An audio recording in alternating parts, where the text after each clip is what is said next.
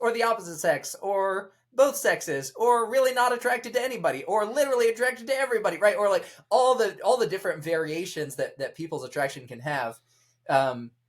There are some factors that a lot of people feel highly incentivized either to try to prove this is sort of all nature and no nurture, right? Like people are just born gay, period.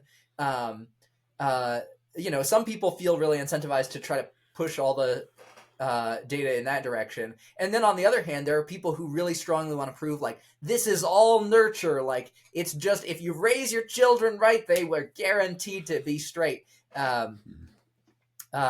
And I would say neither of those views quite lines up with the data we actually have. Two really easy points of data that like demonstrate why neither of those narratives quite works.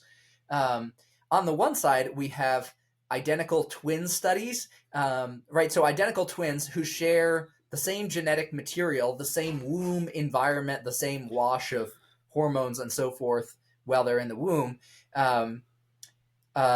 They can be, after they're born, identical twins are more likely than other siblings to both be gay or both be straight or what have you. But they're still not 100%. Like you have plenty of cases where you've got identical twins, same genetic material.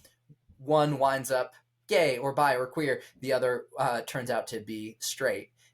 So it can't be all genetics in that case. And on the other hand, there are studies that demonstrate that the more biological or the more sons a woman gives birth to, the more likely her subsequent sons are to be gay. Just statistically, like the more older brothers a biological male has, the more likely that biological male is to be gay.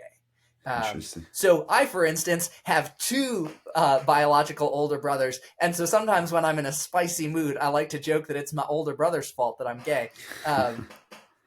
And of course, to imply that it's a fault to be gay as if there's something, terribly dreadful about my experience of sexuality, it's a bit tongue in cheek. But yeah, so what we see is there's some complex interplay, right? There's some sort of like genetic and or like womb and hormone components that factor into how somebody winds up experiencing attraction. But there's also stuff having to do with their experience of the world and upbringing, and we don't have any simple answer. And again, lots of people will try to feed